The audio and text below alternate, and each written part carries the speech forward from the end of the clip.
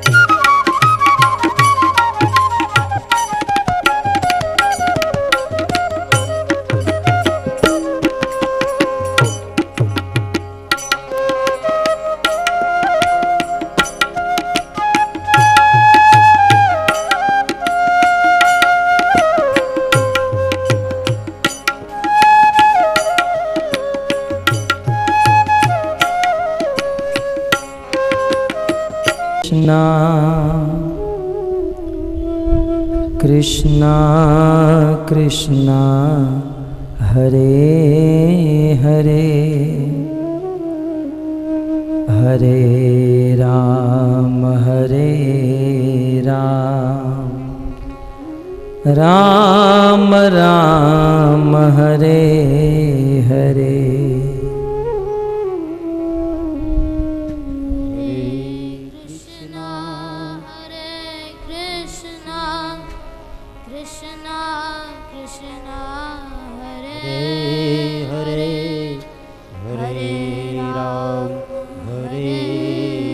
Volume. Ram Ram Hare Hare Hare Krishna Krishna Krishna Hare Hare Hare Ram Ram Ram Hare Hare.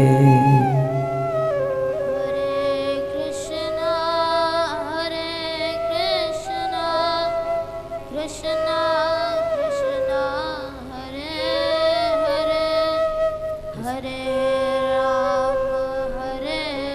Ram Ram Ram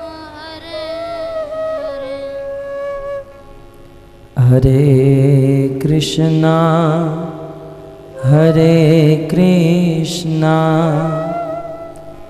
Krishna Krishna Hare Hare Hare Ram Ram Ram Hare Hare.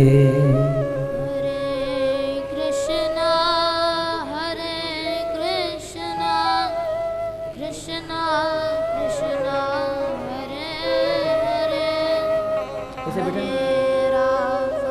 हरे राम राम राम हरे हरे। हरे कृष्णा कृष्णा कृष्णा हरे हरे हरे राम राम राम हरे हरे।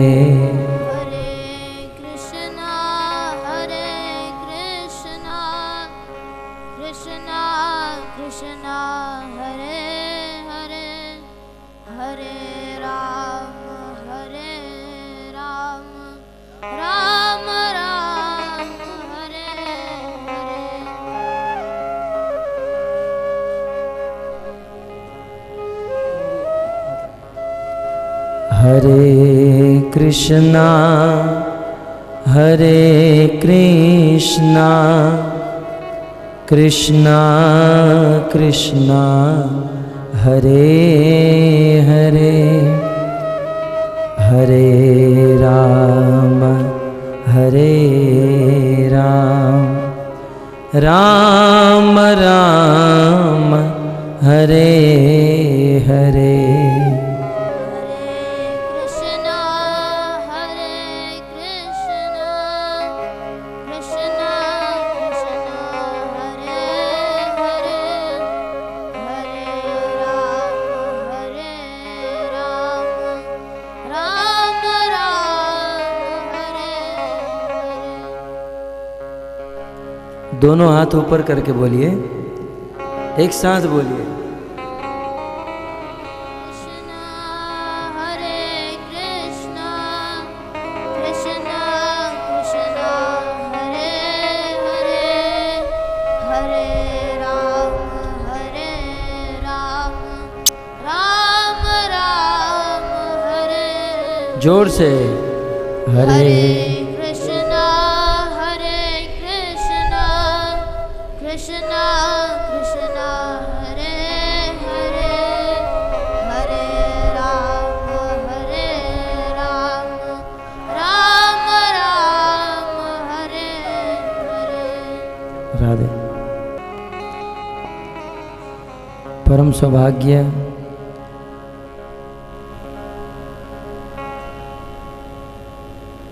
लगभग 2 वर्ष के बाद आप सब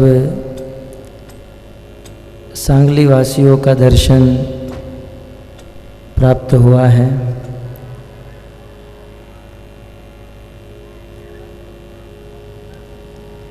श्रीमद् भागवत कथा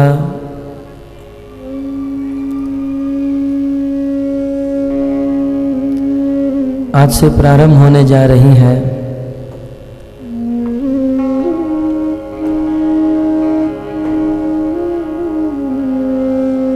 सात दिन की इस भागवत कथा में प्रत्येक सत्र के प्रारंभ में भगवान को प्रसन्न करने के लिए हम सब एक छोटा सा गीत गाएंगे।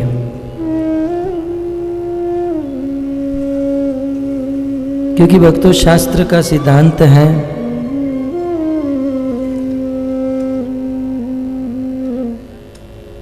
गोविंद को प्रसन्न करने के लिए गीत गाना होता है।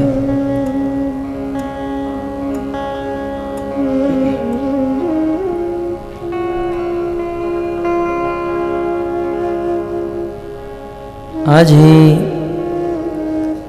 गुरु महाराज के मुखारविंद से हम श्रवण कर रहे थे। आज से 5000 वर्ष पूर्व भगवान श्री कृष्ण की प्रेयसी प्रेमिका श्रीमती राधा रानी और अनंत गोपियां शरद पूर्णिमा के दिन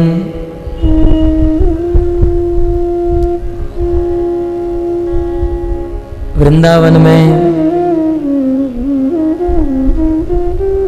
यमुना के पुलिन पर वसुंधर तट पर रास लीला आदि नृत्य कर रहे थे।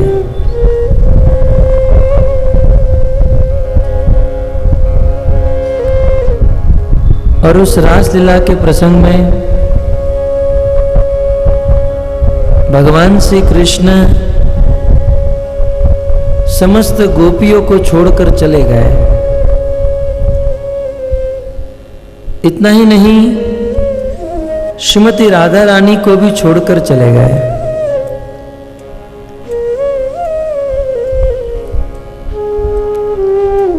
भक्तों, गोपियों का जीवन कृष्ण है। जैसे मछली पानी के बिना नहीं जी सकती है, वैसे गोपियां कृष्ण के बिना नहीं जी सकती हैं। मछली को पानी से बाहर निकाल दो और फिर आप उसे झूले पर झुलाओ, एयर कंडीशन में बिठाओ, उसे बहुत सुंदर भोजन पदार्थ गुलाब जामुन रसगुल्ला खिलाओ, परंतु जब तक मछली को पानी में नहीं छोड़ोगे तब तक वह सुखी नहीं हो सकती है। ठीक उसी प्रकार कृष्ण के विरह में श्रीमती राधा रानी और यह समस्त गोपियां उस मछली की तरह तड़प रही थी, जैसे पानी के बिना वह मछली तड़पती है। कृष्ण को खोजने लगी, प्रत्येक वृक्ष को पूछ रही हैं, हे वृक्ष, आपने हमारे प्राण प्रिय कृष्ण को देखा? रास्ते में एक हिरणी मिलती है, उसे पूछती हैं, आपने कृष्ण को देखा? प्रत्येक लता पता यहां तक पत्थर तक को पूछती है, क्या कृष्ण को देखा? बहुत बहुत प्रयास करने के बाद भी भगवान कृष्ण उन गोपियों को नहीं मिले।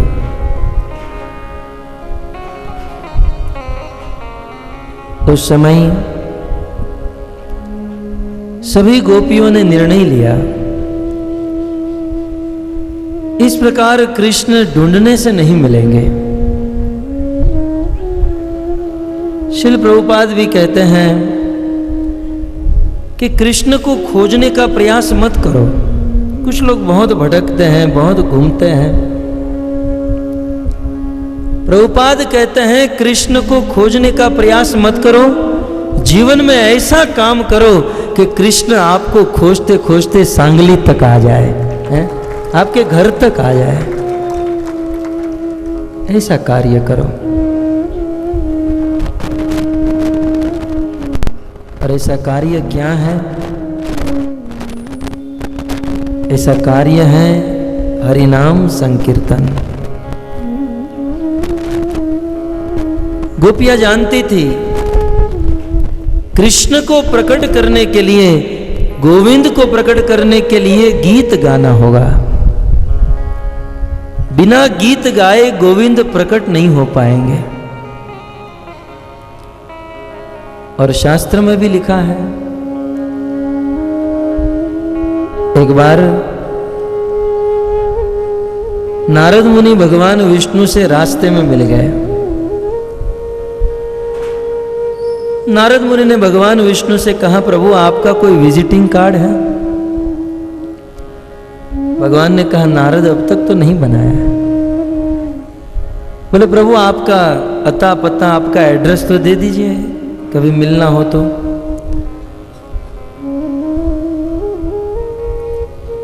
लेकिन नारद जी ने ही कहा, प्रभु अब लिखने की क्या जरूरत है, आप तो वैकुंठ में ही रहते होंगे, पूरी दुनिया जानती है। तब भगवान विष्णु नारद मुनि को उत्तर देते हैं, नारद,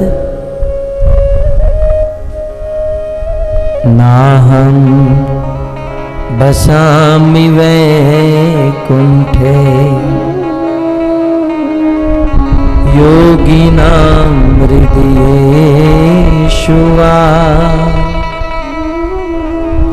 हे नारद,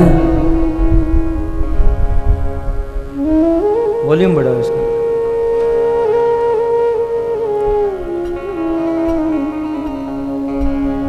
हे नारद, मैं वैकुंठ में नहीं रहता हूं। नारद जी ने कहा, आप वैकुंठ में नहीं रहते? बोले, मैं वैकुंठ में नहीं रहता। तब तो आप निश्चित भक्तों के हृदय में, योगियों के हृदय में रहते होंगे, क्योंकि बेचारे योगी बहुत मेहनत करते हैं। रोज सुबह 5 बजे जगकर गार्डन में बहुत दौड़ते हैं, कपालभाति करते हैं, भस्त्रिका करते हैं, अनुलोम विलोम करते हैं, सिर नीचे पांव ऊपर। कहाँ मधुपति कहाँ? अकल्पेश।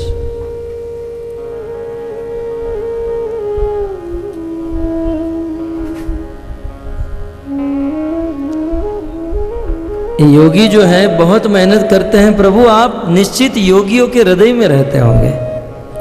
बेचारे सिर नीचे रखकर पांव ऊपर रखते हैं, कितनी मेहनत करते हैं। भगवान विष्णु ने कहा, नारद योगी नाम हृदय येषुवा, मैं योगियों के हृदय में भी नहीं रहता हूं। नारद जी ने कहा, अब तो लिखना ही पड़ेगा, बता दीजिए प्रभु कहां रहते हैं। भगवान ने कहा, यत्र गायन्ति मद भक्ता तत्र तिष्ठामि नारद। हे नारद, जहां मेरे भक्त मेरे नाम का, मेरे रूप का, मेरे गुण का कीर्तन करते हैं, गीत गाते हैं, मैं सदा सदा के लिए वहां प्रकट हो जाता हूं। मैं वहीं पर प्रकट होता हूं जहां पर मेरे भक्त मेरा गीत गाते हैं। तो आज श्रीमद् भागवत का यह एक दिव्य अवसर है और हमें भगवान को प्रकट करना है। इसलिए प्रत्येक सत्र के प्रारंभ में हम सब एक छोटा सा भजन गाएंगे। अंतर्राष्ट्रीय कृष्ण भावनामृत संघ के आचार्य श्रील प्रभुपाद अपने प्रत्येक प्रवचन के प्रारंभ में यह छोटा सा भजन गाते थे। बहुत छोटा सा भजन है। भजन के बोल इस प्रकार से हैं, जय राधा माधव कुंज बिहारी, गोपी जन वल्लभ गिरिवरधारी, यशोदा नंदन ब्रज जन रंजन, यमुना तीर वनचारी। अर्थ है, राधा और माधव की जय हो। मां का अर्थ होता है लक्ष्मी, और जो लक्ष्मी के नाथ हैं उसे माधव कहते हैं। तो राधा और माधव की जय हो। कुंज विहारी, जो वृंदावन के सुंदर कुंजों में विचरण करते हैं, ऐसे कुंजों में विहार करने वाले की जय हो। गोपी जन वल्लभ, वल्लभ का अर्थ होता है प्रिय।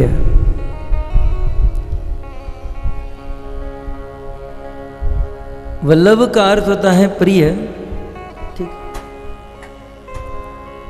जो गोपियों के प्रिय हैं और जिन्होंने अपनी कानी उंगली पर गिरिराज गोवर्धन को उठाया है, ऐसे भगवान कृष्ण की जय हो। यशोदा नंदन, जो यशोदा के नंदन पुत्र हैं, आनंद देने वाले हैं, और मात्र यशोदा को ही नहीं, ब्रज में रहने वाले गोप ग्वाल गाय और सखियों को आनंद देने वाले ब्रज जन रंजन, और जो यमुना के तीर पर विचरण करते हैं, यमुना तीर वनचारी, ऐसे भगवान कृष्ण की जय हो। इसी छोटे से भजन को हम सब सुंदर धुन के साथ, सुर के साथ, ताल के साथ गाएंगे। लेकिन गाने का नियम कुछ इस प्रकार का है, जो भजन और कीर्तन करवा रहा हो पहले वह गाता है, उसे ध्यान से सुनते हैं, उसके राग को, उसकी ट्यून को सुनकर, उनके शब्द को सुनकर उनके पीछे गाना है, साथ साथ नहीं गाना है। एक पंक्ति हम गाएंगे, फिर आप गाएंगे, हम गाएंगे, आप गाएंगे। कुछ लोग कहेंगे ये तो सब जानते हैं, लेकिन मैं देख रहा हूँ कुछ लोग बिल्कुल नए हैं, उन लोगों के लिए राधे मेरी स्वामिनी, मैं राधे को दास, जन्म जन्म मोह दीजियो,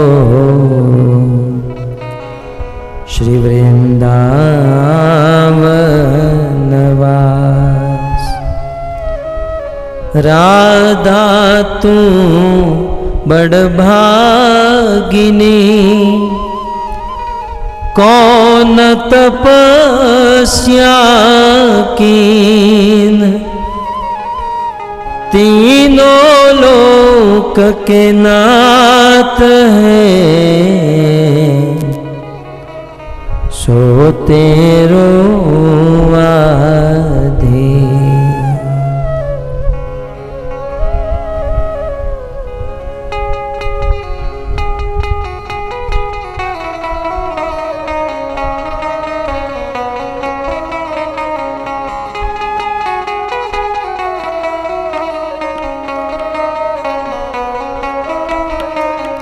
जय राधा माधव कुंज बिहारी, जय राधा माधव कुंज बिहारी, जय राधा माधव कुंज बिहारी। जय राधा बजारो तबला।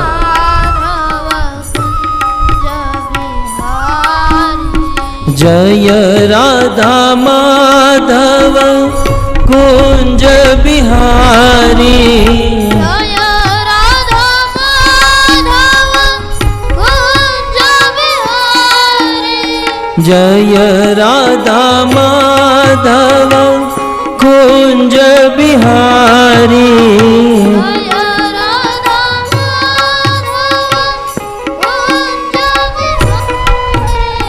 गोपी जन वल्लभ गिरिवरधारी,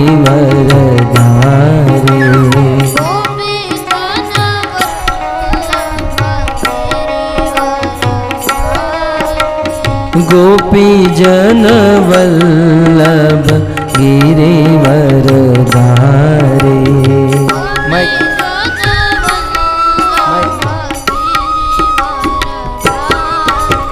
जय राधा माधव कुंज बिहारी,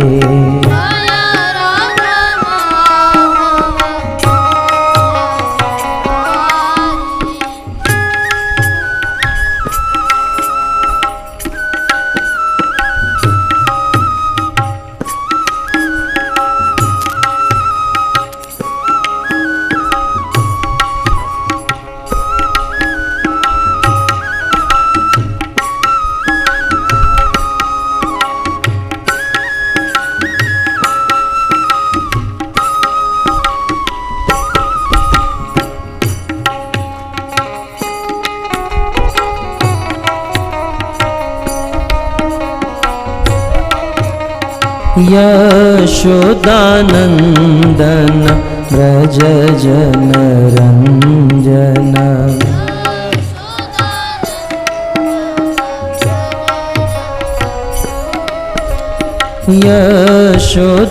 यशोदानंदन व्रज जन रंजन।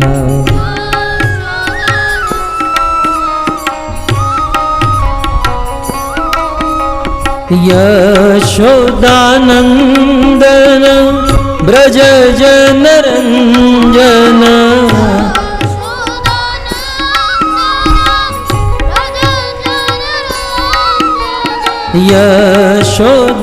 यशोदानंदन ब्रज जन रंजन।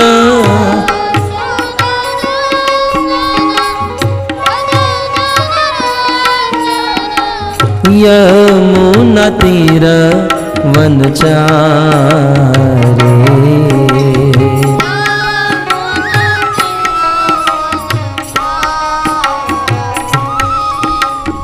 यमुना तीर वनचारी, यमुना तीर वनचारी।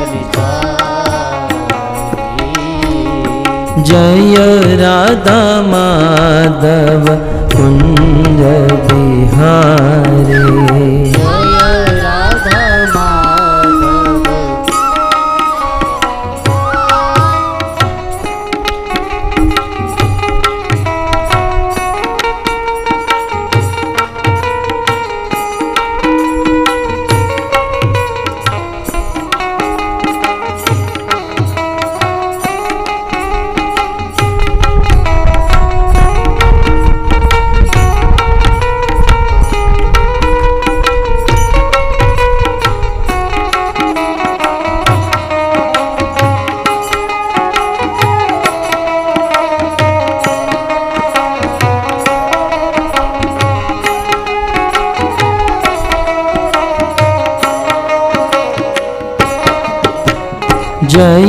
राधा माधव कुंज बिहारी। राधा माधव कुंज बिहारी। जय राधा माधव कुंज बिहारी। राधा माधव कुंज बिहारी। भज गोविंद गोविंद गोपाला। हे गोविंद गोविंद गोपाला। भज गोविंद गोविंद गोपाला। हे गोविंद गोविंद गोपाला। भज मुरली मनोहर नंदलाला। जय मुरली मनोहर नंदलाला। भज मुरली मनोहर नंदलाला। जय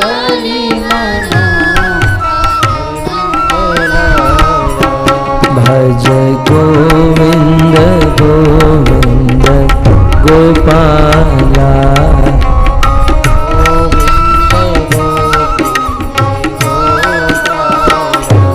भज गोविंद गोविंद गोपाला।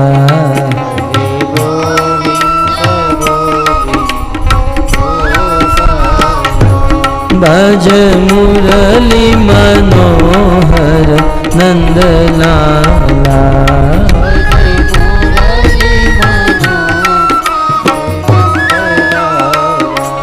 भज मुरली मनोहर नंदलाला। भज मुरली मनोहर नंदलाला।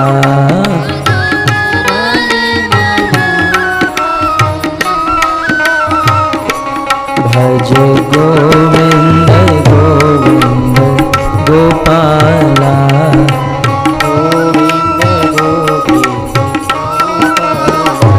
भज गोविंद गोविंद गोपाला।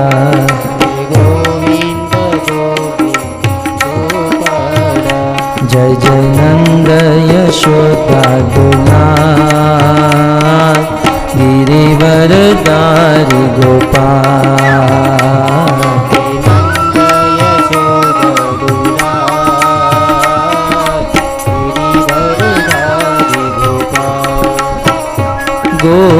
गोपाल गोपाल गोपाल गोपाल।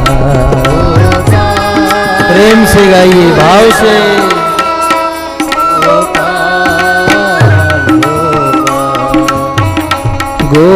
गोपाल गोपाल गोपाल गोपाल।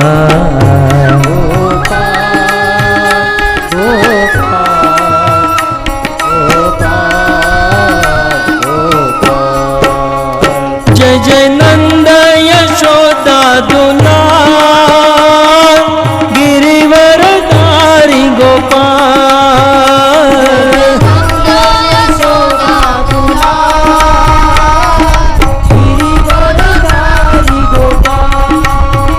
जय जय नंद यशोदा दुलार। गिरिवरदारी गोपाल।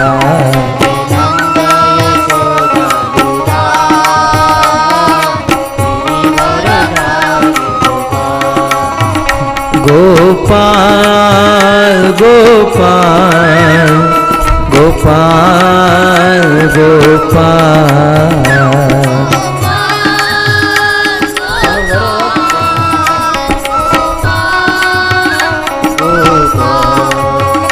गोपाल गोपाल गोपाल गोपाल। प्रेम से। जय जय नंद यशोदा दुलार। गिरिवरदारी गोपाल।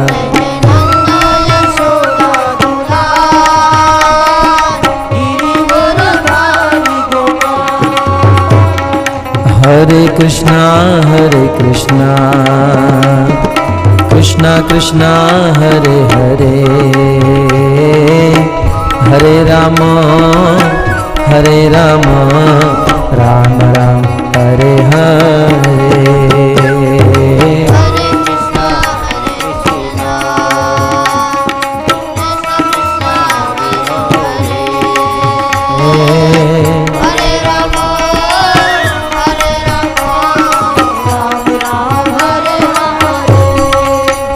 बोलो हरे कृष्णा कृष्णा कृष्णा हरे हरे, हरे राम राम राम हरे हरे। हरे कृष्णा कृष्णा कृष्णा हरे हरे, हरे राम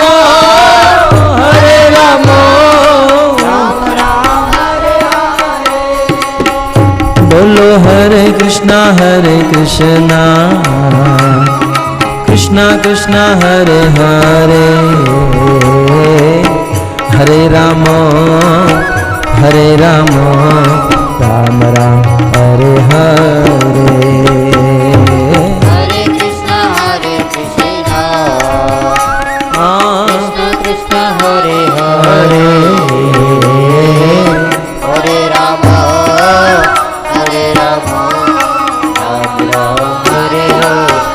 राम हरे हरे।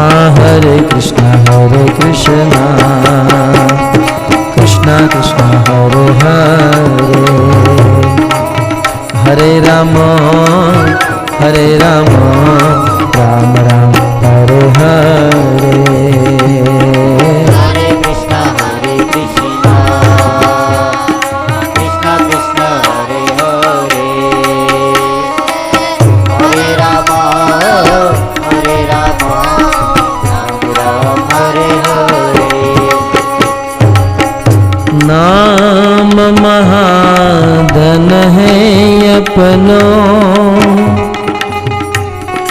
नहीं दूसरी संपत्ति और कमानी। नाम महाधन है अपनो, नहीं दूसरी संपत्ति और कमानी। छोड़ यटा जग की, हमको कुटिया ब्रिज माही बनानी। हमको कुटिया ब्रिज माही बनानी।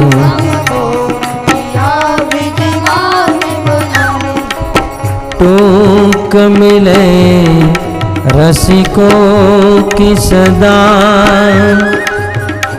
और पीबन को यमुना जल पानी।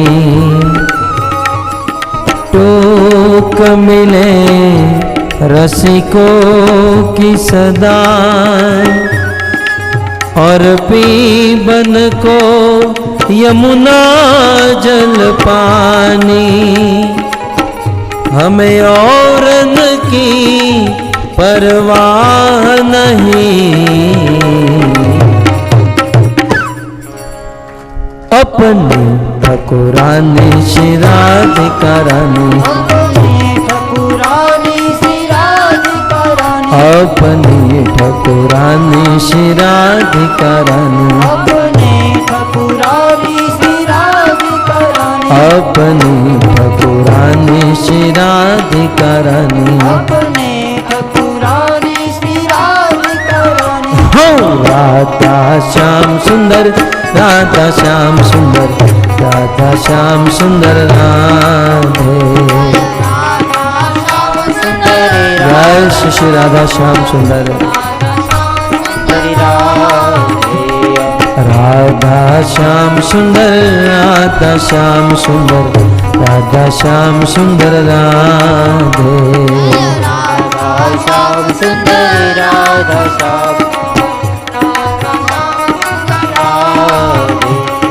कृष्ण बलराम, कृष्ण बलराम, कृष्ण बलराम, जय कृष्ण बलराम। कृष्ण बलराम, कृष्ण बलराम,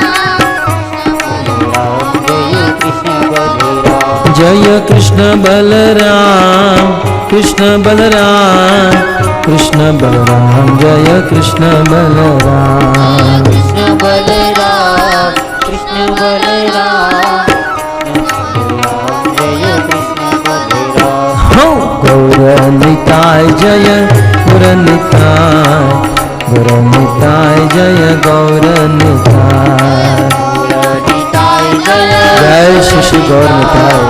गौरनिताय जय गौरनिताय।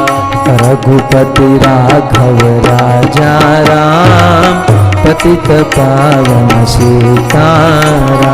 रघुपति राघव राजा राम, पतित पावन सीताराम। राजा राम, राजा राम, पतित पावन सीताराम।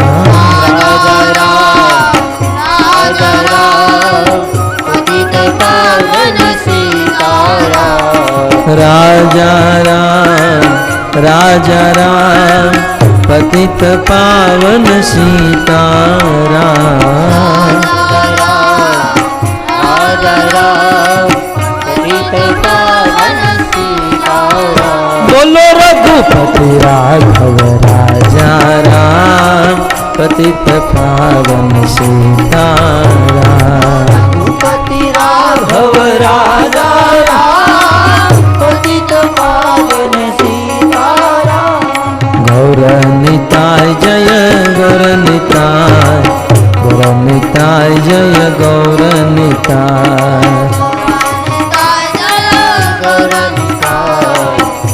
गौरनिताय जय गौरनिताय। प्रभुपद प्रभुपद प्रभुपद शिल प्रभुपद।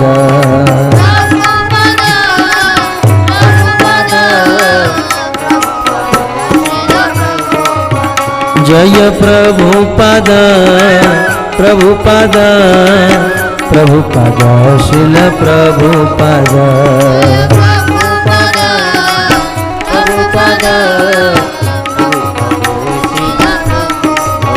जय जय प्रभुपाद प्रभुपाद प्रभुपाद प्रभुपाद। जय श्री प्रभुपाद। निताय गौर हरि बोल हरि बोल हरि बोल हरि बोल। हरि बोल, हरि बोल। युग धर्म हरिनाम संकीर्तन के ग्रंथराज श्रीमद् भागवतम महापुराण की श्रील प्रभुपाद की निताय गौर प्रेमानंदे। हरि बोल।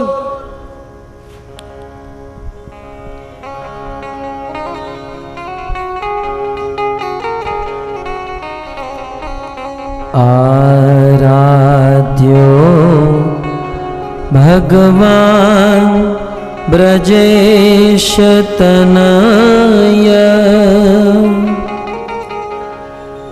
तद्धाम वृंदावन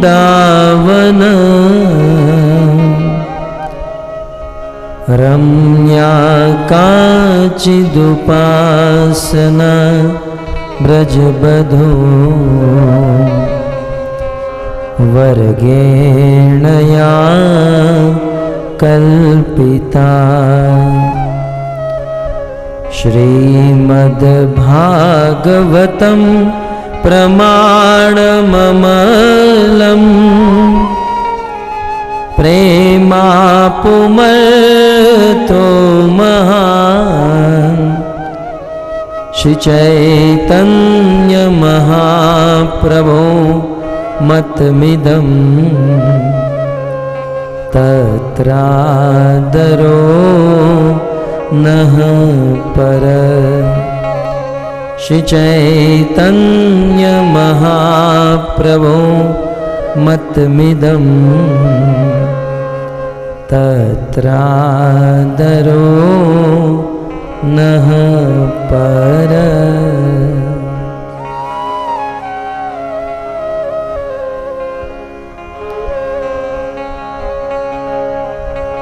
वंशी विभूषितकरा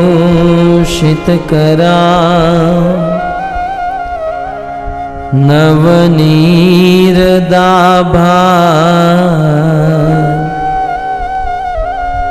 पीताम्बरदरुणबिं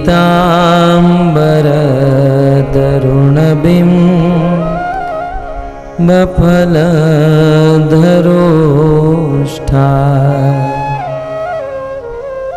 पूर्णेन्दुसुन्दरमुखा अरविन्दनेत्रा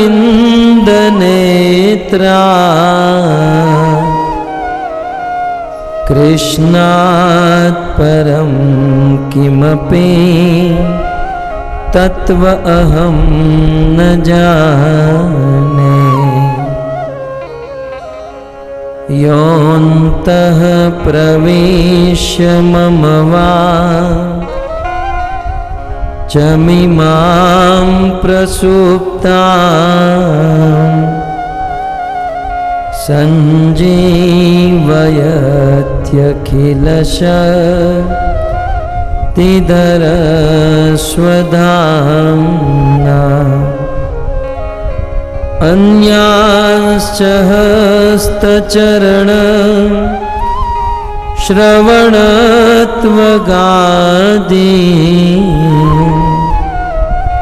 प्राणान्नमो भगवते पुरुषाय तुभ्यम्। करारविन्दे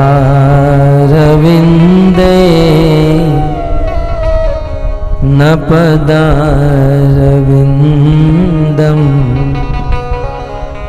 मुखारविन्दे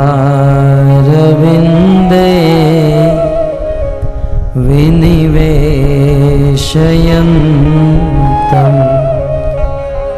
वटस्य पत्रस्य पुटे शयानं बालं मुकुन्दं मनसा स्मरामि। श्री कृष्ण गोविन्द हरे मुरारे हे नाथ नारायण वासुदेव। जिह्वे पिबत्स्वामृतमेतदेव गोविन्द दामोदर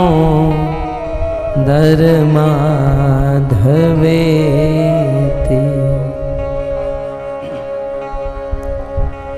जय जय श्री राधा रमण।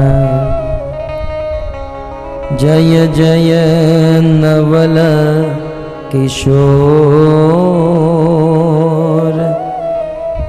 जय गोपी चित चोर प्रभो। जय जय माखन चोर। श्री कृष्णचंद्र भगवान की, श्रील प्रभुपाद की। हरे कृष्णा कृष्णा कृष्ण हरे हरे, हरे राम राम राम हरे हरे।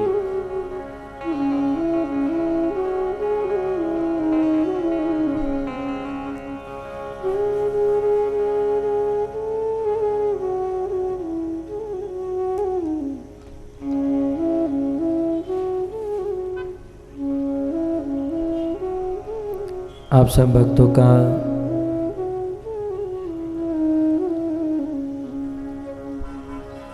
अंतर्राष्ट्रीय कृष्ण भावना अमृत संघ की ओर से प्रस्थापित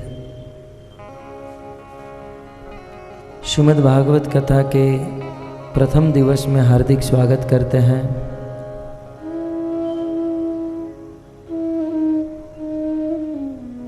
थोड़ा कम करो, थोड़ा।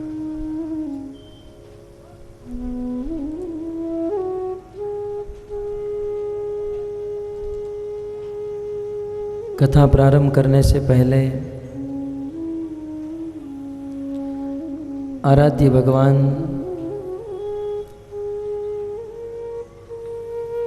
श्री राधा श्याम सुंदर जी के चरणों में कोटि कोटि वंदन करते हैं। तत्पश्चात जगत के नाथ श्री जगन्नाथ, बलदेव और सुभद्रा जी के चरणों में कोटि कोटि वंदन करते हैं। तदंतर श्रीमद् भागवत कथा को निर्विघ्न संपन्न करने के लिए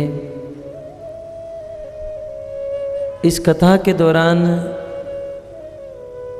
किसी भी प्रकार का विघ्न न आए,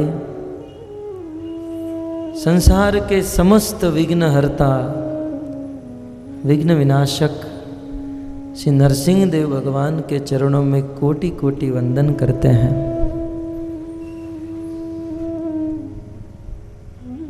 ब्रह्मा जी ब्रह्म संहिता में कहते हैं, यत्पाद पल्लव युगम विनिधाय कुंभ द्वंदे प्रणाम समये सगणाधिराज। इस संसार में किसी भी कार्य को जब संपन्न करना होता है तो सर्वप्रथम गणेश जी की स्थापना होती है। गणेश जी की स्थापना होती है और गणेश जी उस कार्य में आने वाले विघ्नों को हर लेते हैं।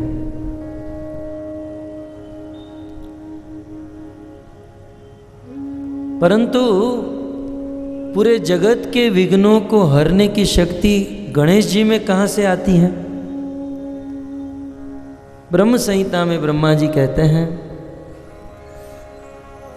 कि गजानन गणपति महाराज जिस भगवान नरसिंह देव के चरणों में अपना मस्तक झुकाकर भगवान नरसिंह देव से आशीर्वाद लेकर संसार के छोटे मोटे विघ्नों को हरते हैं, उस नरसिंह देव भगवान की मैं भक्ति करता हूँ, उस नरसिंह देव भगवान की मैं स्तुति करता हूँ। तो ऐसे नरसिंह देव भगवान के चरणों में शत शत वंदन करते हैं और साथ ही साथ कलयुग पावन अवतार परम करुणा वरुणालयी आज से 528 वर्ष पूर्व साक्षात कृष्ण ही राधा रानी के भाव को लेकर इस पृथ्वी पर अवतरित हुए। ऐसे श्री चैतन्य महाप्रभु के चरणों में कोटि कोटि वंदन करते हैं।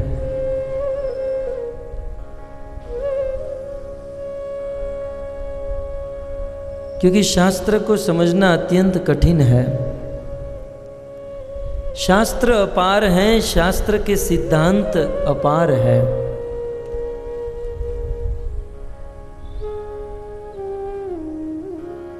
जैसे समुद्र में पानी ही पानी भरा होता है और जैसे समुद्र को पार करना मुश्किल है, वैसे ही शास्त्र का पार पाना अत्यंत कठिन है। परंतु कविराज गोस्वामी कहते हैं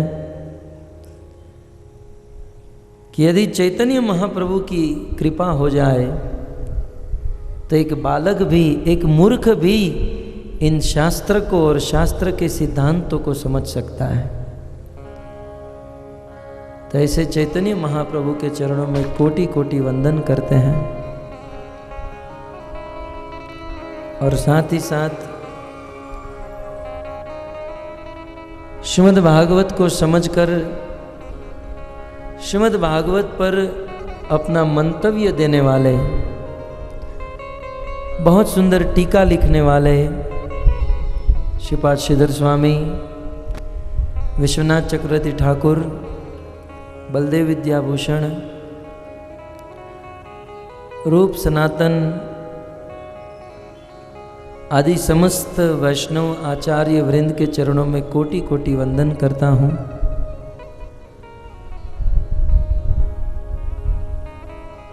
तदंतर श्रीमद् भागवत जैसे यह दिव्य ग्रंथ को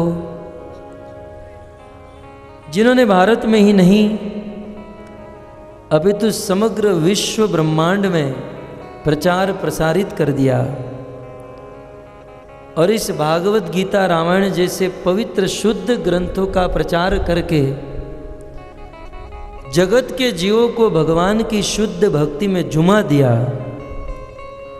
ऐसे इस्कॉन संस्था के संस्थापक आचार्य श्रील प्रभुपाद जी के चरणों में कोटि कोटि वंदन करते हैं, जिनके द्वारा लिखे गए भागवत गीता के परपोट को पढ़कर, जिनके ग्रंथों को पढ़कर आज हम सब भक्ति में लगे हुए हैं। और तत्पश्चात श्रील प्रभुपाद जी के शिष्य और जिनकी कृपा से, जिनकी आज्ञा से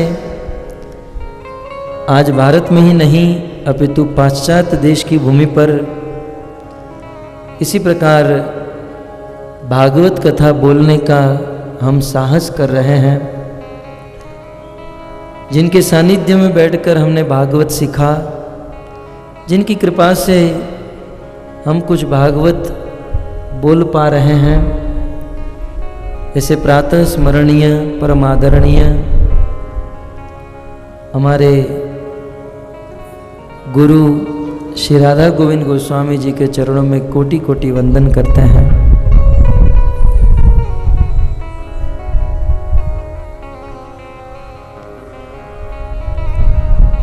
और तत्पश्चात संसार के समस्त वैष्णव और साथ ही साथ यहाँ पर उपस्थित भागवत प्रेमी सनातन धर्मी आप सब श्रोताओं के चरणों में कोटि कोटि प्रणाम करते हैं कि आप लोगों ने बड़े भाव से, बड़े प्रेम से हमारा स्वागत किया। और साथ ही साथ जो हमारे बड़े भाई के समान हैं, ऐसे धर्मराज प्रभु और अभिराम ठाकुर प्रभु, जिनकी कृपा से, जिनके निमंत्रण से हम यहाँ पर पधारे हैं, वास्तव में हम इनके बहुत बड़े ऋणी हैं, क्योंकि इस प्रकार उन्होंने हमें भागवत सेवा में लगाया, हमारी वाणी को भगवत सेवा में लगाने का प्रयास किया, और साथ ही साथ दृष्ट अदृष्ट समस्त देवी देवता के चरणों में प्रणाम करते हुए भागवत कथा के प्रति अग्रसर हो रहे हैं।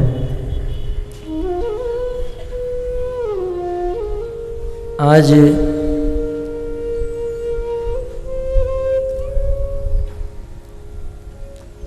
परम पवित्र दिन है,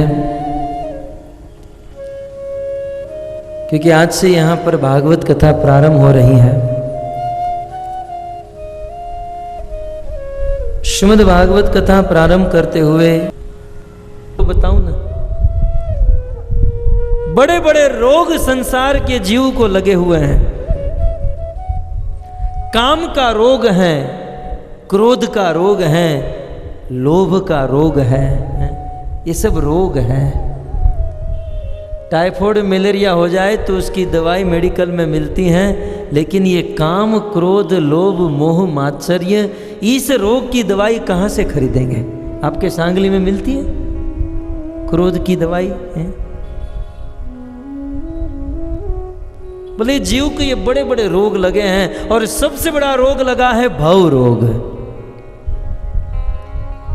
ये बार बार मां के गर्भ से जन्म लेना, इस संसार में दुखी होना और बार बार मरना।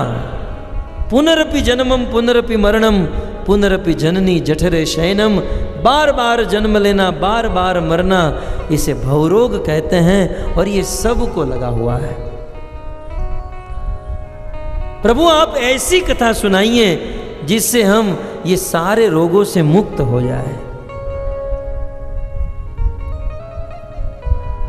ऐसी कथा जो कान को भी आनंद दे और हृदय को भी आनंद दे। प्रभु ऐसी कथा सुनाइए, भक्ति ज्ञान विरागाणाम विवेको वर्धते महान। हम ऐसी कथा सुनना चाहते हैं जिससे जीवों के हृदय में भक्ति बढ़े, जिससे जीवों के जनता के हृदय में ज्ञान बढ़े, जीवों के हृदय में वैराग्य बढ़े। ऐसी कथा सुनना चाहते हैं जिससे मनुष्य के दिमाग में विवेक उत्पन्न हो। आज पैसे सबके पास है, गाड़ी बंगले सब कुछ सुविधा सबके पास है, लेकिन इन सब का इस्तेमाल कैसे करना यह विवेक नहीं है। और बिना विवेक के मनुष्य पशु माना जाता है। तो प्रभु भक्ति बढ़े, ज्ञान बढ़े, वैराग्य बढ़े, विवेक बढ़े, आप ऐसी कथा सुनाइए। क्योंकि इस कलयुग में प्रायः सब लोग आसुरी वृत्ति को प्राप्त हो चुके हैं। इह घोरे कलेव प्राये जीवस्य असुरताम गतः। इस कलयुग में प्रायः सब लोग असुर जैसे बन चुके हैं। तो ऐसे जीवों को पवित्र करे, ऐसे जीवों को शुद्ध कर दे, ऐसी कोई कथा सुनाइए। श्रेयसाम यद भव श्रेय पावनानाम च पावनम। ऐसी कथा जिससे जगत में सबका कल्याण हो, ऐसी कथा जिससे सब पवित्र हो, ऐसी कथा सुनाइए। कृष्ण प्राप्ति करम शाश्वत, शाश्वत काल के लिए भगवान कृष्ण की प्राप्ति हो जाए। प्रभु आप ऐसी कथा सुनाइए।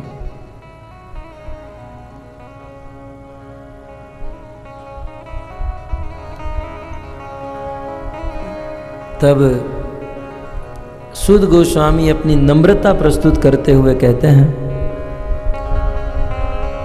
कि आप ऐसी कथा सुनना चाहते हैं जिसमें इतने सारे गुण हो। मैं आपको ऐसी कथा नहीं सुना सकता, क्योंकि मैं अपूर्ण हूं, मैं अज्ञानी हूं। इस संसार में जो महान व्यक्ति होता है ना, वह सदैव अपने आप को महान नहीं मानता है, और जो महान नहीं है वो तो दुनिया में प्रचार करते फिरता है, मैं महान हूं, मैं बड़ा हूं।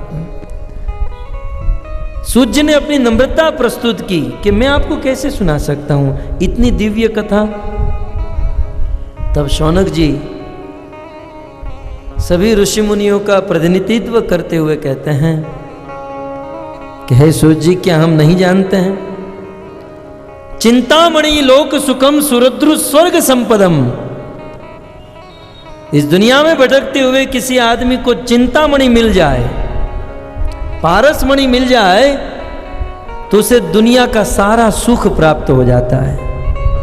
बात भी सत्य है। पारसमणि जानते हैं ना, एक ऐसा मणि जिसको आप लोहे से स्पर्श कर दो वह लोहा सोना बन जाता है। यदि आपको पारसमणि मिल जाए तो भंगार की दुकान में जाकर लोहा खरीद खरीद के सोना बनाते रहें, और आदमी कुछ ही दिनों में माला माल हो जाए। तो चिंतामणि लोक सुखम, जिसको चिंतामणि पारसमणि मिल जाता है उसे दुनिया का सुख प्राप्त हो गया। और सुरद्रु स्वर्ग संपदम, और जिसे कल्प वृक्ष मिलता है उसे स्वर्ग का सुख मिल जाता है। पारसमणि मिल गया उसे दुनिया का सुख मिलता है, और कल्प वृक्ष मिलने पर स्वर्ग का सुख मिलता है। लेकिन आप जैसे जिसको गुरु मिल गए उसे तो वैकुंठ का सुख प्राप्त हो जाता है। प्रयच्छति गुरु प्रीतम वैकुंठ प्रिय दर्शनम। आप जैसे गुरु जिसे मिलते हैं ना उसे तो वैकुंठ प्रिय दर्शनम, साक्षात भगवान का ही दर्शन हो जाता है। अतः है सूत गोस्वामी, आप हमें यह कथा सुनाइए। ये सुंदर जिज्ञासा को सुनकर श्री सूत गोस्वामी कहते हैं कि इस दुनिया में जीवों को पवित्र करने के लिए, भक्ति ज्ञान और वैराग्य उत्पन्न करने के लिए, और आपने जितनी जितनी फरमाइश की, जितने भी गुण बताए, उन सारे गुणों से विभूषित इस संसार में एक ही कथा है और वह है भागवत कथा। श्रीमद् भागवत के द्वारा ही संसार के जीवों का कल्याण हो सकता है। भक्ति ओद वर्धनम पुंसाम, भागवत को सुनकर पुंसाम मनुष्याम, मनुष्य के जीवन में भक्ति का ओद बढ़ जाता है। भागवत सुनकर जीव के हृदय में भक्ति की बहाड़ आ जाती है भागवत के द्वारा।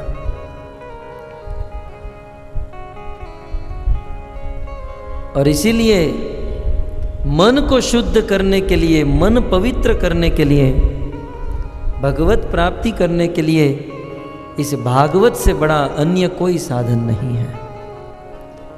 एतस्मात् परम कश्चित मन शुद्धते न विद्यते। और वेदव्यास मुनि भी लिखते हैं कि जब भागवत जैसा दिव्य ग्रंथ प्रकट हो गया तो फिर अन्य ग्रंथ पढ़ने की क्या आवश्यकता है।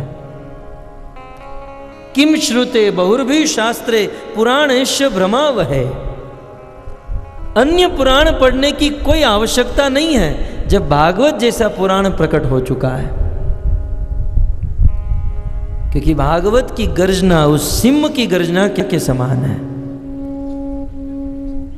जब किसी घोर वन में सिंह गर्जना करता है तब उस गर्जना को सुनकर छोटे मोटे पशु पक्षी वहां से भाग जाते हैं। ठीक उसी प्रकार जहां पर भागवत कथा की गर्जना होती है, उस भागवत को सुनकर सुनने वाले के हृदय में छोटे मोटे पाप जितने भी भरे हुए हैं ये सारे पाप भाग जाते हैं भागवत की गर्जना को सुनकर। ये है भागवत। श्रीमद् भागवत जिसका श्रवण करके महाराज परीक्षित मात्र 7 दिन में भगवान की प्राप्ति कर लिए। श्रीमद् भागवत जिसका श्रवण करके 88,000 ऋषि मुनि पवित्र बन गए। श्रीमद् भागवत जो साक्षात भगवान के मुख से निकला हुआ ग्रंथ है। वैकुंठ में भगवान नारायण के मुख से यह ग्रंथ निकला हुआ है, ऐसा जीव गोस्वामी और विश्वनाथ चक्रवर्ती ठाकुर लिखते हैं। आप विचार कीजिए भक्तों, भगवान के मुख का उच्चिष्ट है यह भागवत है। आपने कभी गौर किया होगा, इन गर्मी के दिनों में लोग हरिद्वार जाते हैं और गंगा में स्नान करते हैं। और ऐसी मान्यता भी है और सत्य भी है कि गंगा में स्नान करने से हमारे सारे पाप धुल जाते हैं, पवित्र बन जाते हैं। लाखों करोड़ों जीव गंगा में स्नान करते हैं और पवित्र हो जाते हैं। यह गंगा ब्रह्मलोक से चली कैलाश में, कैलाश से गंगोत्री, गंगोत्री से हरिद्वार, हरिद्वार से प्रयाग, प्रयाग से गंगा सागर। ये गंगा एक नहीं, तीनों लोकों को में रहने वाले करोड़ों करोड़ों जीवों को पवित्र करती हैं। लेकिन कभी आपने मन में विचार किया कि करोड़ों जीवों को पवित्र करने की शक्ति गंगा में कहां से आई? क्या है गंगा में जिससे वे करोड़ों जीवों को, त्रिभुवन को पवित्र कर पा रही है? यदि गंगा के जल को लेबोरेटरी में टेस्ट कराएंगे तो H2O के अलावा कुछ नहीं मिलेगा। 2 भाग हाइड्रोजन 1 भाग ऑक्सीजन, यही है गंगा का जल। क्या है गंगा के जल में जिससे वे त्रिभुवन में रहने वाले करोड़ों जीवों को पवित्र करती हैं? तो भक्तों, उत्तर यही है कि गंगा का जल साधारण जल है, लेकिन वह साधारण जल भगवान विष्णु के चरणों से स्पर्श हो गया तो वह करोड़ों करोड़ों जीवों को पवित्र करने में समर्थ बन गया। भगवान वामन ने इस पृथ्वी को नापने के लिए अपने कदम आगे बढ़ाए। एक कदम में नीचे के अतल वितल तलातल पाताल रसातल सारे लोगों को नाप लिया, और दूसरे कदम में पृथ्वी से ऊपर जनलोक, महरलोक, तपलोक, ब्रह्मलोक, सिद्धलोक तक सभी लोगों को नापा। तब उस भगवान वामन के चरण का अंगूठा उस ब्रह्मांड को तोड़ दिया और वह जल भगवान के चरणों को स्पर्श हो गया, और भगवान के चरणों को स्पर्श होने के कारण उस गंगा जल में त्रिभुवन में रहने वाले करोड़ों जीवों को पवित्र करने की शक्ति आई। बात समझ में आ रही है?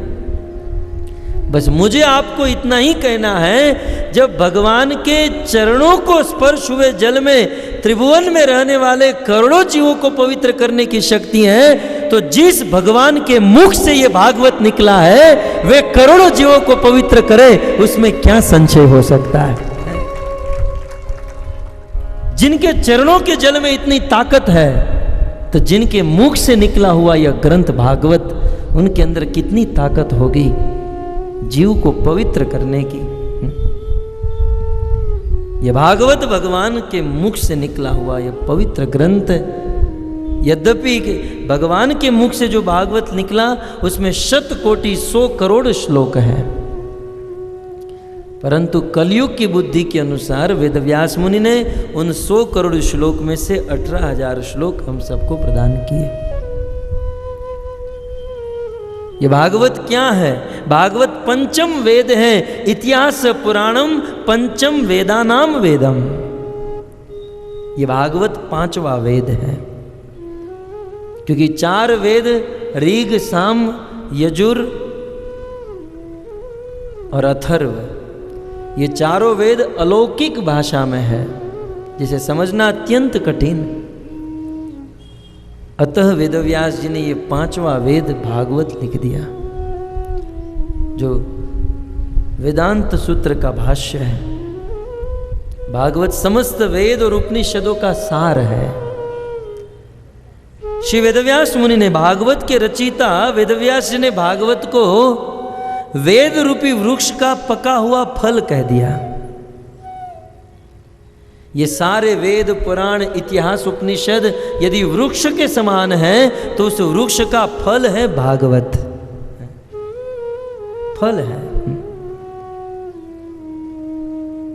वृक्ष बहुत अच्छा है, लेकिन उस वृक्ष के फल में जो मधुरता है वो अन्य किसी पार्ट में नहीं है। आप डाली को खाओ, पत्ते को खाओ, हैं? आपको इतना आनंद नहीं जितना फल को खाने में आनंद है। यद्यपि ये भागवत वेद, उपनिषद, इतिहासों का फल है, क्योंकि ये फल है इसलिए अत्यंत मधुर है। इतना ही नहीं, ये भागवत रस से भरा हुआ सागर है। भागवत रस है। वेदव्यास मुनि ने भागवत के प्रथम स्कंद के दूसरे श्लोक में कहा, पिबत भागवतम, भागवत को पीना है, खाना नहीं है। क्योंकि भगवत प्राप्ति के लिए अन्य जितने भी साधन हैं वे सारे साधन भोजन के समान हैं, लेकिन ये भागवत रस पीने के समान है।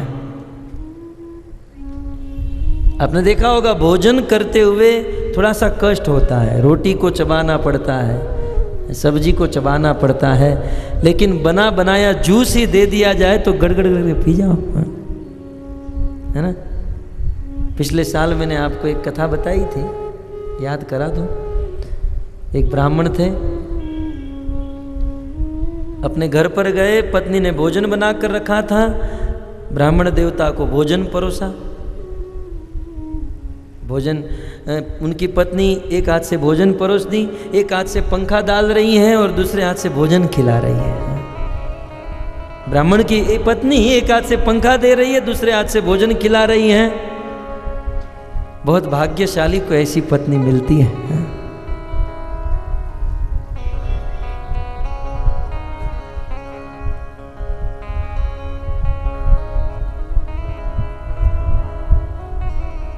ब्राह्मण भोजन कर रहे थे, कुछ देर के बाद उनकी पत्नी ने कहा, पतिदेव एक बात कहूं? बोले कहो। बोले 3 घंटे से भोजन मैंने बनाया, आप जब घर पर आए तो भोजन मैंने आपको परोसा, एक हाथ से पंखा मैं दे रही हूं और दूसरे हाथ से भोजन मैं आपको खिला रही हूं, लेकिन पतिदेव पसीना आपको क्यों आ रहा है? ब्राह्मण को पसीना आ रहा था। बोले सारी मेहनत मैं कर रही हूं, लेकिन आपको पसीना क्यों आ रहा है? तब वह ब्राह्मण झुंझलाते हुए बोला, चबा कौन रहा है, तेरा बाप?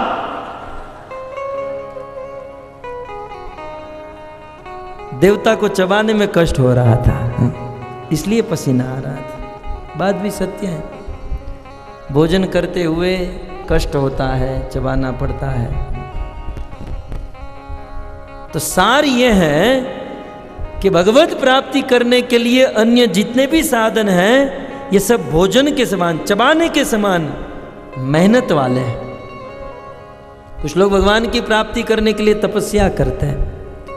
इन गर्मी के दिनों में पंचांगनी ताप कर खड़े रहते हैं।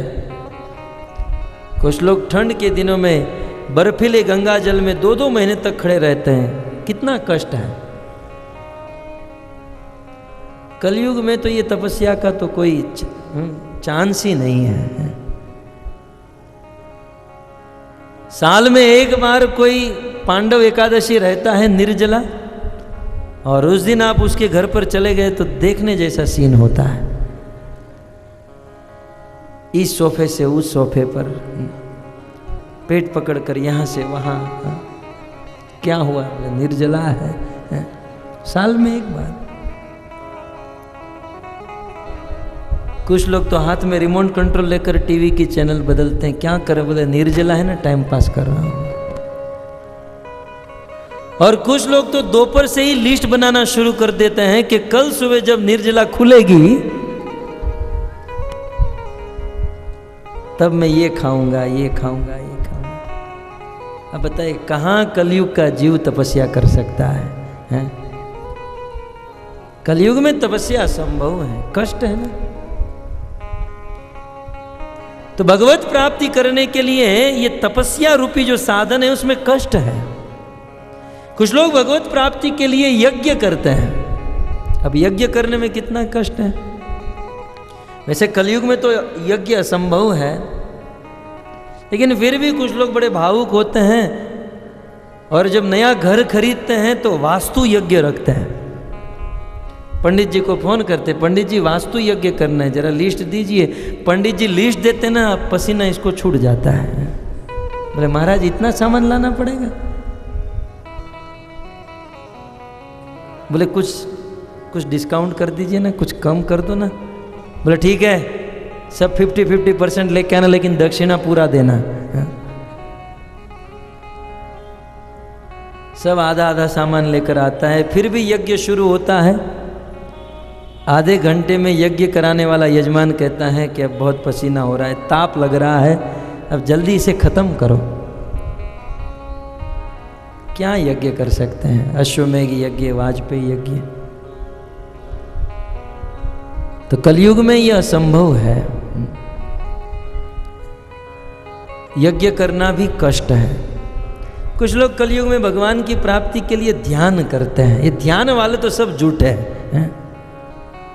कई बार कुछ लोग कहते हैं हम जा रहे हैं, कहाँ? हम ध्यान करने जा रहे हैं। तो कहाँ जा रहे हैं हम जानते हैं। कुछ लोग बहुत बड़ा क्रेज चला है ध्यान करना। अरे शास्त्र में लिखा है कृते ध्यायतो विष्णु, ये ध्यान करने का साधन सतयुग का है, कलयुग का नहीं है। ये ध्यान सतयुग में संभव है, कलयुग में संभव नहीं है। और कलयुग में जितने भी लोग कहते हैं कि मैं ध्यान कर रहा हूं, झूठा, सरासर झूठा। क्योंकि ध्यान कब होता है आप जानते हैं? ध्यान किसे कहते हैं? गीता में कृष्ण ने लिखा है ध्यान करने से पहले अनेकों चीज करनी होती है, यम, नियम, आसन, प्राणायाम, प्रत्याहार, धारणा और फिर ध्यान। और ध्यान जब पूर्ण रूप से होता है तब समाधि लगती है। अष्टांग योग में 7वां स्टेप है ध्यान। और इसका प्रथम स्टेप क्या है? यम। यम माने 10 वस्तु ऐसी हैं जो नहीं करनी चाहिए, नशा नहीं करना चाहिए। जो आदमी नशा करता है और कहता है मैं ध्यान करने जा रहा हूं, अब तू पहला काम ही ठीक से नहीं कर रहा है। तंबाकू खाता है, गुटखा खाता है, चाय पीता है, कॉफी पीता है, ध्यान कर रहा हूं। ध्यान करने के लिए सबसे पहले ये सब छोड़ना होगा। ये 10 यम अर्थात 10 चीज हैं जो नहीं करनी है। फिर नियम, 10 चीज का नियम लेना है। फिर आसन पर बैठना सीखना है, प्राणायाम, प्रत्याहार, धारणा, तब ध्यान होता है। फिर भी कुछ लोग ध्यान करते हैं, बेचारे सो जाते हैं, इसमें भी बड़ा कष्ट है। गुरुजी को पता चलता है तो डांटते हैं। क्लेश अधिक तरह तेषाम अव्यक्त आसक्त चेतसाम, कृष्ण ने भगवत गीता में कहा। तो अर्थ यह है कि संसार में भगवत प्राप्ति करने के लिए अन्य जितने भी साधन है उसमें कष्ट है। कुछ लोग भगवान की प्राप्ति करने के लिए सोचते हैं हम बहुत दान देंगे भगवान की प्राप्ति होगी, लेकिन दान देना कितना कष्टमयी है, दान देना कितना कठिन है। 2-2.5 साल पहले मुझे मुंबई में किसी एक छोटे मंदिर का प्रेसिडेंट बनाया गया। तब मीटिंग हुई कि भाई पैसे नहीं है। मैंने कहा दान पेटी खोलो, थोड़ा वहाँ से मिल जाएगा, मंदिर चलाएंगे। अब जब दान पेटी खुली मंदिर की और जब मैंने देखा तब पता कलयुग में कितने बड़े बड़े दानी रहते हैं, बहुत बड़े बड़े दानी। अब तक तो रामायण भागवत में सुना करते थे शिबी दधीची हरिश्चंद्र नरेशा सैव धर्म हित कोटि कलेशा। शिबी महाराज ने एक कबूतर की रक्षा करने के लिए अपने शरीर का मांस दे दिया। राजा हरिश्चंद्र ने विश्वामित्र को पूरी दुनिया दान में दे दी। और कलयुग के लोग 10 रुपये की नोट होती है और अंधेरे में किसी ने फटी हुई नोट पकड़ा दी और अब जानते नहीं, घर पे जाकर पता चला अरे फटी हुई नोट आ गई। फिर मनुष्य की खोपड़ी बहुत चलती है। और सबसे पहले ये खोपड़ी भरती नहीं है। आदमी के पास कितना भी धन हो, एक तो वो दे नहीं सकता है, बस उनको कमी महसूस होती है कि अभी मेरे पास कम है, कम है। कितना भी आ जाए फिर भी कम है। भारतवर्ष में एक कहावत है, एक बार एक आदमी नारद मुनि के लिए तपस्या किया। अब आज तक सुना कोई शिव जी के लिए करता है, कोई ब्रह्मा के लिए करता है, कोई विष्णु के लिए तपस्या करता है, लेकिन इसने बिल्कुल रॉन्ग नंबर लगा दिया, नारद मुनि के लिए तपस्या की। अब नारद मुनि के लिए बहुत बड़ी तपस्या किया, नारद जी प्रकट हो गए। अब नारद तो फक्कड़ बाबा, न तो उसकी कोई फैक्ट्री, न कंपनी, न कोई बैंक बैलेंस, वो तो प्रकट हो गए। आदमी ने कहा, नारद जी ने कहा कि अरे पहला आदमी है तू कि मेरे लिए तपस्या किया और मुझे प्रकट किया है। नारद जी तो भाव विभोर हो गए, आंखों में आंसू आ गए हैं। कोई तो है जो मेरी तपस्या करता है, बोलो क्या चाहिए। नारद जी ने सोचा कि अभी कहेगा 16 माला जाप करना है, क्योंकि वो तो यही दे सकते और कुछ तो है नहीं। लेकिन उस आदमी ने कहा नारद जी माला माल बना दीजिए, पैसा चाहिए। नारद जी ने कहा सीधा रॉन्ग नंबर लगाया तूने, कुबेर की तपस्या करता, शिव जी की करता, तू मेरी तपस्या करके पैसा मांग रहा है। नारद जी ने कहा मेरे पास पैसा वैसा नहीं है, मैं जा रहा हूँ। बोले नहीं महाराज, कितने साल बीत गए, आपको प्रकट करने के लिए कुछ तो कीजिए। बोले मेरे पास पैसा कहाँ है, कहाँ से लाऊं? बोले महाराज कुछ तो कीजिए, एक लेटर लिख कर दे दीजिए, मैं कुबेर जी से ले लूंगा। नारद जी ने जीवन में पहली बार लेटर लिखा कि देखो एक केस को भेज रहा हूं आपके पास, मेरा भगत है, इसको थोड़े पैसे दे देना, सिग्नेचर नारद जी। ऐसा लेटर करके दे दिया। वो मनुष्य, वो जो आदमी था, वो लेटर लेकर गया कुबेर जी के पास। कुबेर जी को नारद जी का लेटर दिखाया, देखो नारद मुनि ने रिकमेंड किया है कि आप मुझे थोड़ा पैसा दीजिए। कुबेर ने कहा कितना चाहिए? तो ये यहाँ से एक पात्र लेकर गया था। बोले इस पात्र में दे दो, जितना आता है, जितना भरता है उतना दे दो। कुबेर जी ने कहा कि अपने अनुचरों को कहा जरा इसके पात्र में थोड़े बहुत सोने के सिक्के डाल दो। कुबेर जी के अनुचर वो पात्र लेकर गए और सिक्के डालने लगे। कुबेर जी का धन खजाना समाप्त हो गया, लेकिन वो पात्र नहीं भरा। कुबेर जी को बुलाया गया, महाराज अनर्थ हुआ, क्या हुआ? बोले सब कुछ खाली हो गया, लेकिन उसका पात्र नहीं भर रहा है। कुबेर जी ने आकर देखा तो पात्र वाकई नहीं भर रहा था। तुरंत नारद को फोन लगाया, किस आदमी को भेज दिया तूने यार, मुझे खाली कर दिया इस आदमी। नारद जी तुरंत आए, बोले किसको ये क्या क्या किया आपने? मेरा पूरा धन खाली हो गया कुबेर का, लेकिन इसका पात्र नहीं भर रहा है। नारद जी ने कहा ये तू पात्र कहां से लेकर आया है?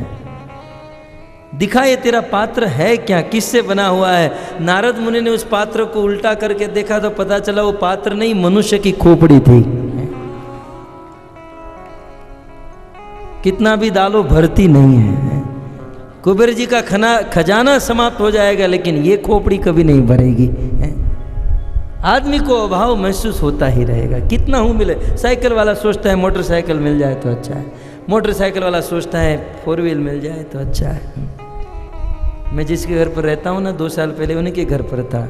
पिछली बार आया तो नैनो थी, इस बार आया तो कोई नई गाड़ी आ गई है। किसी की भर्ती नहीं है। मोटरसाइकिल वाला सोचता है कि 4 व्हील मिल जाए, कार मिल जाए तो अच्छा है। कार वाला सोचता है मारुति नैनो है, मर्सिडीज मिल जाए तो अच्छा है। मर्सिडीज वाला सोचता है कि BMW मिल जाए तो अच्छा है। बड़ी गाड़ी वाले सोचते हैं कि एक हेलीकॉप्टर हो जाए। मैं भी अभी हेलीकॉप्टर की इंक्वायरी कर रहा था, क्योंकि पहुंचने में बहुत लेट होता था। तो हेलीकॉप्टर गाड़ी वाला सोचता है हेलीकॉप्टर मिल जाए तो अच्छा। हेलीकॉप्टर में भी संतोष नहीं है। हेलीकॉप्टर वाले सोचते हैं अपना एक चार्टर्ड प्लेन खुद का हो जाता तो अच्छा था। और चार्टर्ड वाले भी संतुष्ट नहीं है, सोचते हैं रॉकेट अपना हो जाए तो कभी कभार मंगल में जाकर वापस आ जाएंगे। किसी की खोपड़ी भरती नहीं है भक्तों, सबके मन में अभाव है। मैं ये कह रहा था, भगवान की प्राप्ति करने के लिए कुछ लोग दान करते हैं। और दान करते क्या है? ये दान नामक जो था धर्म का चरण धीरे धीरे लुप्त होते जा रहा है। 10 रुपए की फटी हुई नोट हाथ में किसी ने पकड़ा दी, अंधेरा था, पता नहीं, घर पे जाकर पता चला फटी हुई है, लेकिन कोई बात नहीं, सब्जी वाला तो इसे ले लेगा। वो माता जी जाती हैं सब्जी मंडी में, सब्जी वाले को पकड़ा देती हैं, देखो बहन जी ये नोट नहीं चलेगी। सोचती है रिक्शा वाले को दूंगी, रिक्शा वाला भी ना कहता है फटी हुई नोट मैं नहीं लूंगा। सोचता है पेट्रोल वाला ले लेगा, बोले मैं भी नहीं लूंगा। सोचता है कि बनिए वाला, किराना वाला ले लेगा, तो वही नहीं लेता है। जब सब लोग इस फटी हुई नोट को लेने के लिए ना कह देते हैं, तब बहन जी सोचते हैं कि अब जब मैं रविवार को इस्कॉन मंदिर में जाऊंगी ना, तब दान करूंगी, दान पेटी में डालूंगी। ऐसे तो दान ही है कलयुग में। कष्ट है ना, जेब से 10 रुपया देना आदमी 10 बार सोचता है, कष्ट है। भगवत प्राप्ति करने के लिए दान करना कष्ट है, तपस्या करना कष्ट है, ध्यान करना कष्ट है, यज्ञ करना कष्ट है। लेकिन भगवान की प्राप्ति करने के लिए भागवत सुनना, इसमें कोई कष्ट नहीं है। क्योंकि भागवत जो है पीने के बराबर है, बिल्कुल सरल सुगम साधन, क्योंकि भागवत रस से भरा हुआ सागर है। भक्तों, ये भागवत ज्ञान भक्ति और वैराग्य का मूल है। भागवत मृत्यु को मंगलमय बनाने वाला ग्रंथ है। यह भागवत विशुद्ध प्रेम शास्त्र है। भागवत व्यक्ति को शांति और समाज में क्रांति लाने वाला ग्रंथ है। भागवत काल और भय से मुक्त करने वाला ग्रंथ है। भागवत भगवान के समस्त अवतारों का इतिहास है। और यह भागवत उभयात्मक ग्रंथ है। भागवत श्रोतव्य भी है और सेव्य भी है।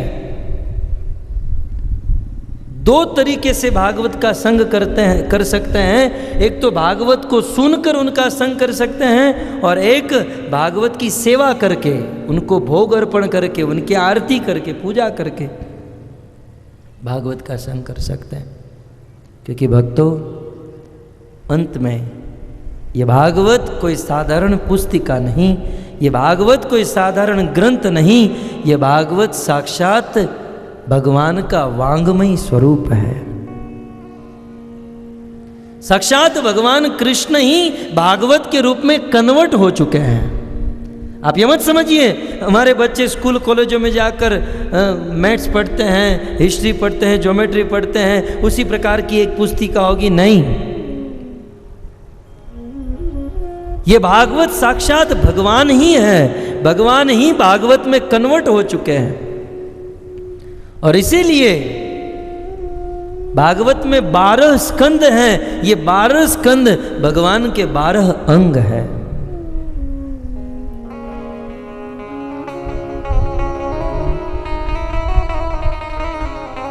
पादो यदीयो प्रथम तो द्वितीय तृतीय तुर्यो कथितो यदूरो नाभिस्तथा पंचमये वषष्ठो भुजातरंगो युगल तथान्यो कंठस्तु रामं नवमो यदीयो मुखारविंदं दृशम प्रफुल्लम् एकादशो यस्य ललाटपटम् शिरोतु द्वादश एव भाति। पादो यदीयो प्रथमतु द्वितीय। कहते हैं भागवत का प्रथम और द्वितीय स्कंध, भागवत का पहला और दूसरा स्कंध भगवान श्री कृष्ण के चरण है। भागवत का तृतीय और चतुर्थ स्कंद भगवान कृष्ण के कटी प्रदेश के 2 हिस्से हैं।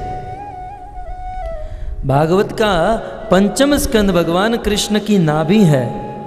भागवत का षष्ठ स्कंद भगवान कृष्ण का वक्षस्थल है। भागवत का सप्तम एवं अष्टम स्कंद भगवान कृष्ण की दोनों भुजा है। भागवत का नवम स्कंद भगवान कृष्ण का कंठ है। भागवत का 10वां स्कंद भगवान श्री कृष्ण का प्रफुल्लित मुखारविंद है। भागवत का 11वां स्कंद भगवान कृष्ण का ललाट है।